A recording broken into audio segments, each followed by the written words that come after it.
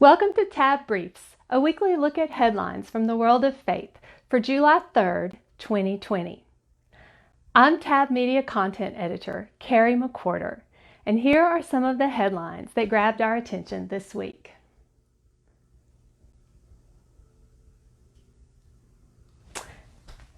It's been another busy week at the U.S. Supreme Court, with two decisions handed down this week that have been of particular interest to people of faith.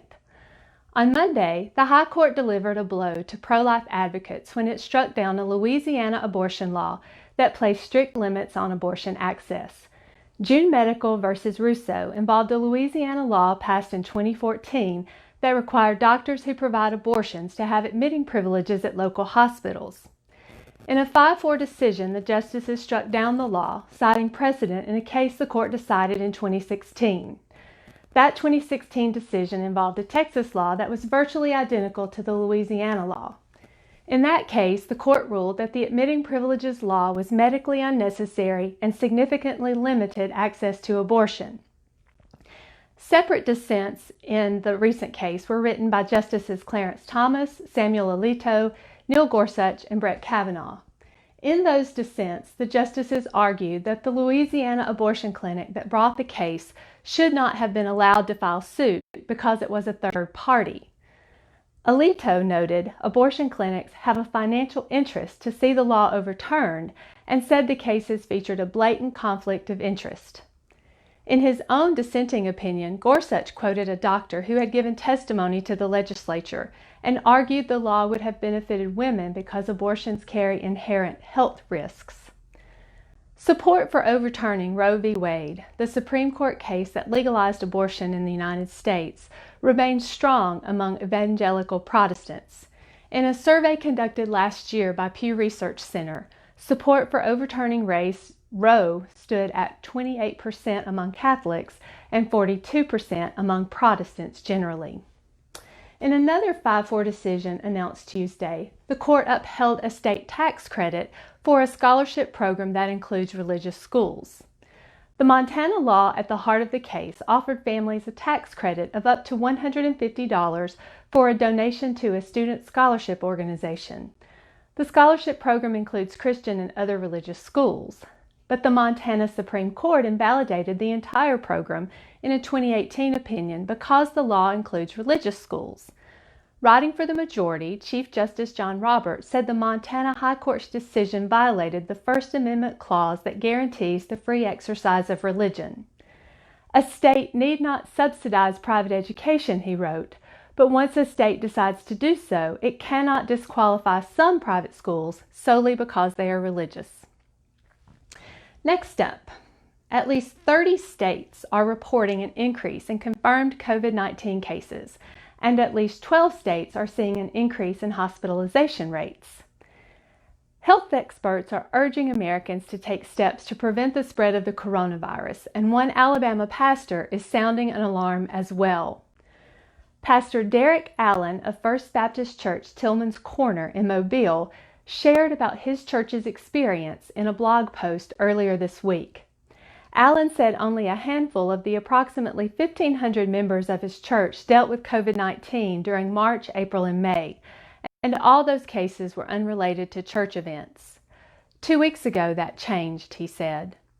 The church began meeting on campus again when Alabama lifted restrictions on public gatherings, and they followed social distancing and other health protocols. But when a staff member who had been exposed to COVID-19 attended a staff meeting, the rest of the staff was exposed as well. In the following days, several church staff members and volunteers began to report symptoms of COVID-19. Allen shared some of the lessons his church has learned in the wake of the outbreak at First Baptist Church Tillman's Corner, and you'll find a link to his full post in today's show notes. Since the beginning of the pandemic, churches have been noted as super spreader events, and Allen's church is not the only one facing an outbreak. At First Baptist Church, Dallas, Texas, 5 choir and orchestra members have also tested positive for COVID-19. The outbreak there preceded a visit to the megachurch by Vice President Mike Pence on June 28. Reports say none of those church members were present during Pence's visit, but Texas Governor Greg Abbott also attended the service. It was called Freedom Sunday.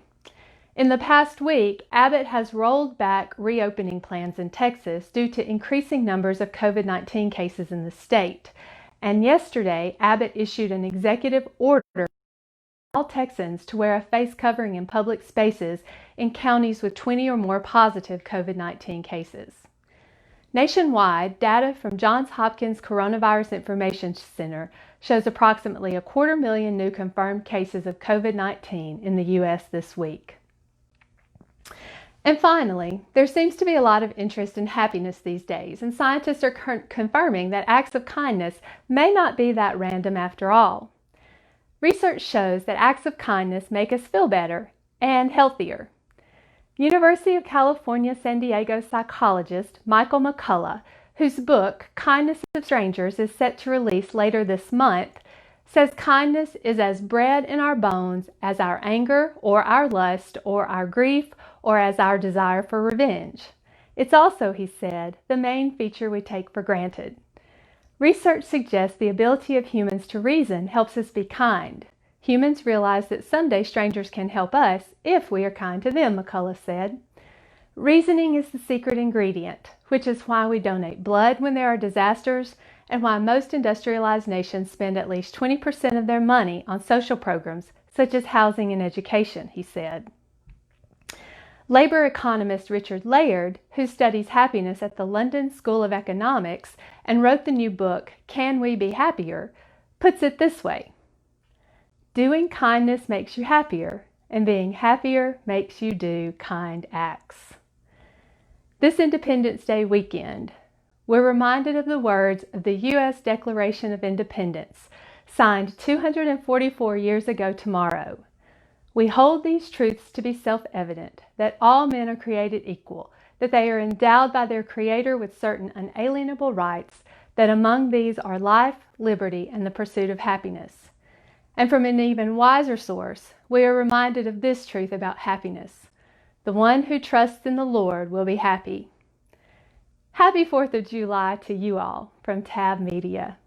Thanks for joining us, and we hope you'll join us again next Friday.